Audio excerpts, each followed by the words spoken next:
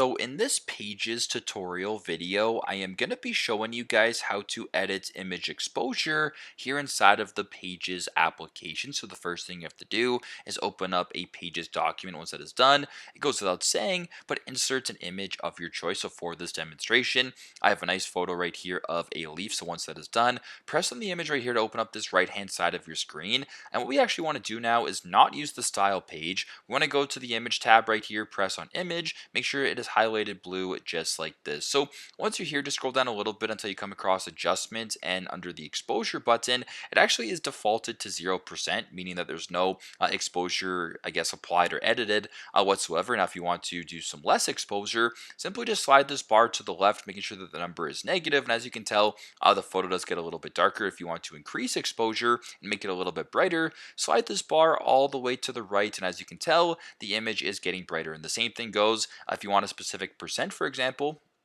as opposed to using the bar. If you want, 50%, for instance, go ahead and type in the number that you're looking for, press on return, and now you have 50% exposure. So super simple, super straightforward, but this is how to edit image exposure here inside of a Pages document using the Pages application. Thanks again for watching, and I hope this video helps.